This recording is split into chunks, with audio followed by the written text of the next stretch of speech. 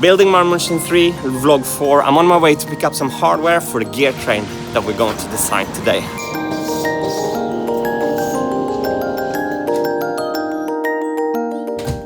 I have shocked myself happy again.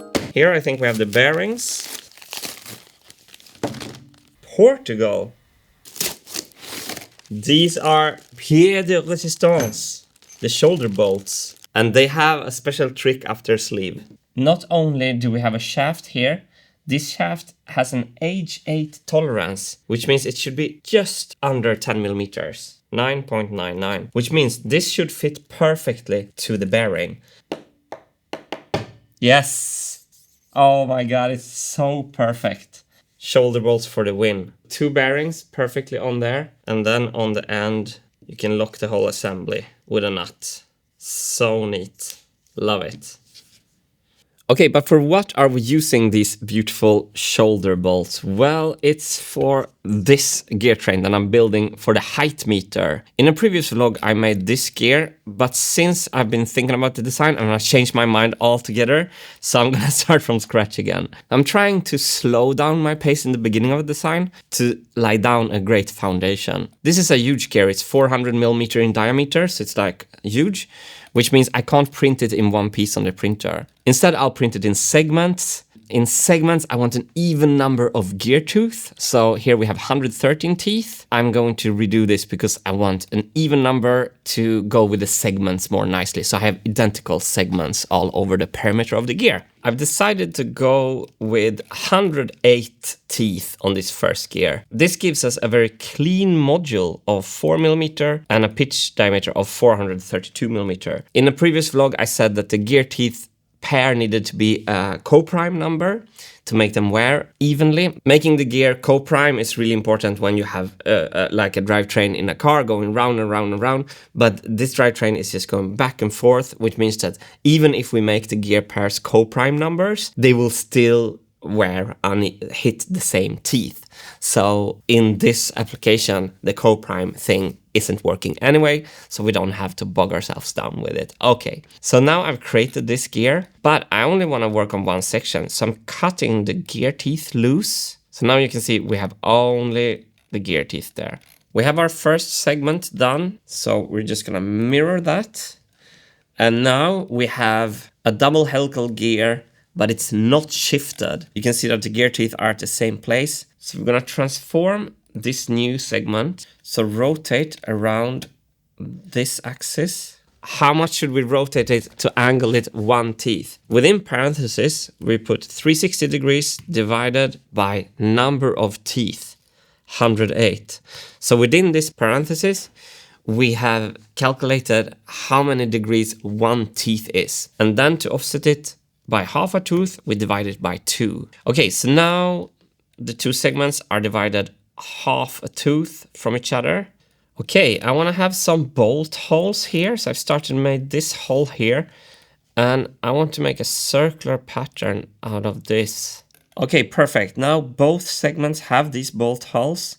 So now I can transform the back segment with a rotate transform.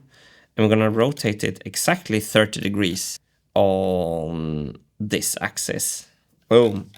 And then you can see that even though I rotated the part, these 2 hole locations adds up. And now we can do circular patterns. And that is a segmented, beautiful gear. No, you do not have 1,000 years to live. Urgency is on you. While you live, while you can. Become good. I'm on my way to buy screws. I'm new in Stockholm and I didn't know where to buy screws yet, but everyone told me Sifvert Skruv is the best place, and it turns out it's 400 meters from where I lived. Oh, I see it. Sifvert. A legendary place.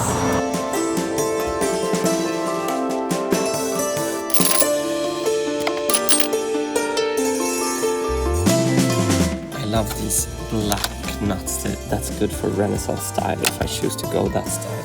Sifvert completely lived up to its expectations. I just absolutely love these stores. I bought myself happy. That's mainly the theme of the vlog nowadays.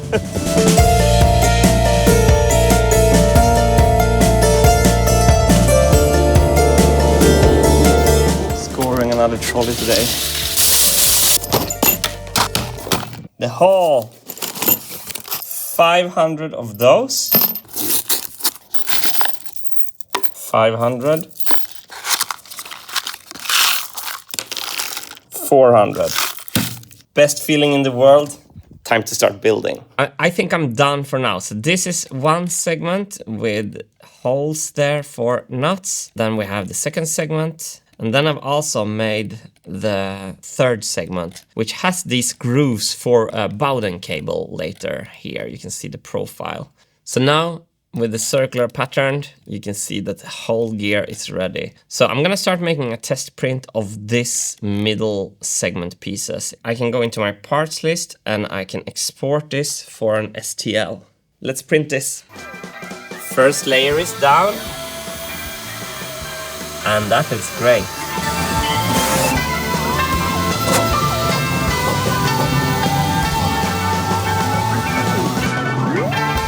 First test part is done.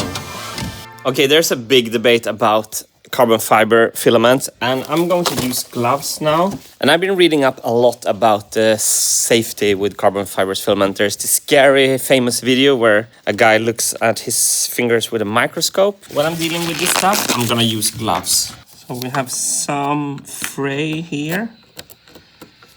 So the backside looks really nice. But I see here that I made a super noob mistake. I should have printed a test piece to see a good hole size for this screw to be a through hole.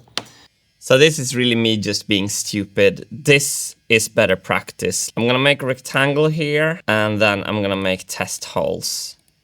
Our holes were 4 millimeters and I think we can start at 4.3, 4.6. Let's print this. Okay, the test piece is printed. So 4.2, no. Oh, so the third one here is pretty good. It could have been just a bit tighter and all the others are way too loose. 4.8 was a good one, so let's make a new test with values closer to 4.8. 4.65, 4.75.